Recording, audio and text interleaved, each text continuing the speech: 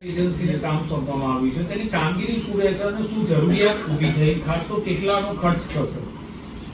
અમદાવાદ મહાનગરપાલિકા દ્વારા અનેક વિકાસના કામો થઈ રહ્યા છે. હાલ અમદાવાદ મહાનગરનું નામ વૈશ્વિક કક્ષાએ આગામી સમયમાં જ્યારે કોમનવેલ્થ ગેમ્સ 2030માં 36નો ઓલિમ્પિક, હમણાં જ એશિયન એક્વેટિક સ્પર્ધા, તદુપરાંત અમદાવાદ એ world heritage city, cleanest city of the India અને safest city of the India. તો મહાનગરનું નામ જ્યારે વૈશ્વિક કક્ષાએ લેવાતું હોય ત્યારે મહાનગરમાં કરવામાં આવતી કામગીરી માટે પબ્લિક એજન્સીને આજે નીમવામાં આવી છે.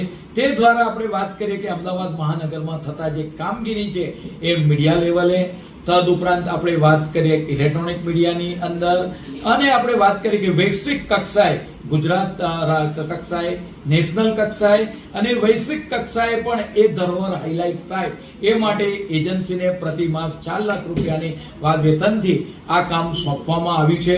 પરિણામે ઉત્તરોત્તર મહાનગરપાલિકા દ્વારા જે થતા વિકાસના કામો છે એ વૈશ્વિક કક્ષા સુધી પહોંચે.